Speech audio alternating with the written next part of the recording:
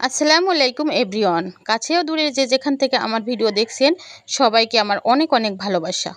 তো বরাবরের মতো আবারও চলে আসলাম নতুন একটি ইউনিক রেসিপি আপনাদের সাথে শেয়ার করার জন্য। তো আজকের রেসিপি হচ্ছে আমার দই বেগুনি। তো আজকের রেসিপিটা যদি এই দই বেগুনি ইফতারে থেকেই থাকে বন্ধুরা, তাহলে কিন্তু ইফতারিটা জমেই যায়।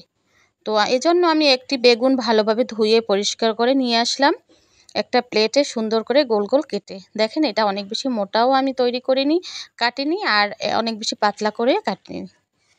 তো প্রথমে আমি বেসন গুলে নেব, এজন্য বেসনটা যেভাবে গুলতে হবে। তো এখানে আমি 3 চামচ পরিমাণ বেসন নিয়ে নিলাম, আর বেসনটা কিন্তু একদম ছেঁকে পরিষ্কার করে আমি নিয়ে নিয়েছি। আপনারা অবশ্যই বেসনটা কিন্তু ছেঁকে নিয়ে নেবেন। অনেক ময়লা থাকতে পারে, অবশ্যই ময়লা থাকে বেসনে, যেহেতু বাজারের বেসন। তো এখানে আমি স্বাদ মতো লবণ দিয়ে দিলাম বন্ধুরা। আর এখানে আমি আমার পরিমাণ মতো ঝালের পরিমাণ অনুযায়ী আমি ঝাল দিয়ে দিলাম। এখানে আমি মরিচের গুঁড়া দিয়ে দিলাম। এখানে হলুদের গুঁড়ো দিয়ে দিলাম 1/2 চামচ পরিমাণ। এখানে গরম মশলা দিয়ে দিলাম 1 চামচ পরিমাণ। আর এখানে দিয়ে দিলাম ধনিয়ার গুঁড়ো 1 চামচ পরিমাণ। আর আর জিরার গুঁড়ো দিয়ে দিলাম 1 চামচ পরিমাণ। এখানে দিয়ে দিলাম আমি রসুন বাটা 1/2 চামচ পরিমাণ, আদা বাটা 1/2 চামচ পরিমাণ। এখন এটা আর দিয়ে দেব বেকিং সোডা 1/2 চামচ পরিমাণ। আর বেকিং সোডাটা দেওয়ার কারণে কিন্তু আমার ফুলকো ফুলকো হবে বেগুনিগুলো, এই কারণেই দেওয়া। তো এখানে আমি পানি দিয়ে দিলাম।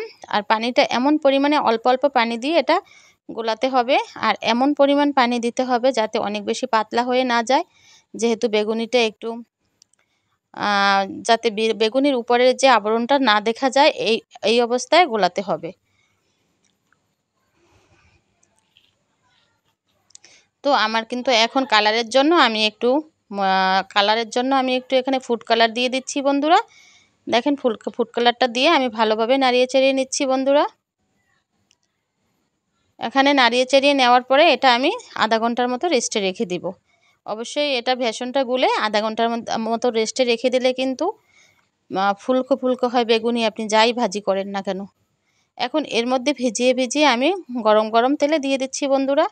গরম গরম তেলে দিলেই অবশ্যই ফুলে উঠবে আমার বেগুনিগুলো কিন্তু অসম্ভব ফুলকো হয়েছিল, আর খেতেও কিন্তু অসম্ভব লোভনীয় হয়েছিল।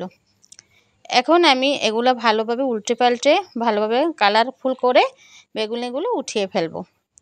আর প্লিজ প্লিজ বন্ধুরা, অবশ্যই অবশ্যই আমার ভিডিওটি যারাই দেখবেন না কেন বন্ধুরা, লাইক দিয়ে প্রথমে আমার ভিডিওটি দেখা শুরু করবেন। আপনারা কিন্তু লাইক দিতে ভুলে যান। প্লিজ আপনাদের প্রতি কৃতজ্ঞ থাকবো, আপনারা লাইক দিতে ভুলবেন না। আপনাদের একটি লাইক আমাকে অনেক দূর আগাতে নিয়ে যেতে সাহায্য করবে।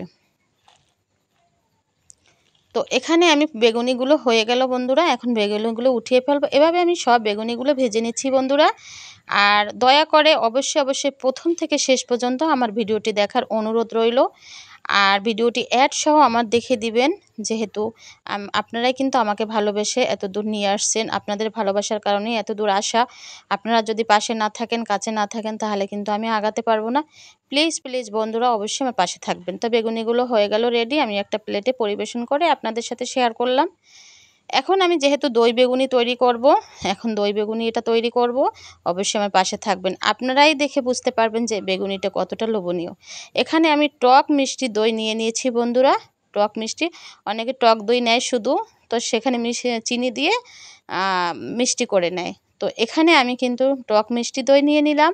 আর এখানে আমি কনডেন্স মিল্ক নিয়ে নিলাম 2 চামচ পরিমাণ। আর এটা এতটা খেতে লোভনীয় হয়েছিল বন্ধুরা, আপনারা বাসায় ট্রাই না করলে কখনো বুঝতেই পারবেন না যে এই দই বেগুনিটা এতটা লোভনীয় হয়েছিল। তো আমি এটা ভালোভাবে এখন হ্যান্ড উইক্স দিয়ে ভালোভাবে এটা দেখেন একদম পেস্ট করে নিলাম সুন্দরভাবে। দইটা ভালোভাবে পেস্ট করে নিয়ে নিলাম। আর এখন আমি একদম বেগুনিটা দই দিয়ে আমি ভরিয়ে ফেলবো। উপর থেকে একদম ডুবিয়ে দেব দই দিয়ে। যত বেশি দই দিয়ে ডুবিয়ে নেওয়া যাবে তত বেশি কিন্তু এই দই বেগুনিটা খেতে অসম্ভব লোভনীয় হয়েছে। আমি 1 পিস খেয়ে মাশাআল্লাহ আমি 2 পিসই খেয়ে ফেলেছিলাম। এতটা যে সুস্বাদু, এতটা মজা হয়েছে আমি চিন্তাও করতে পারিনি যে দই বেগুনিটা খেতে এতটা লোভনীয়।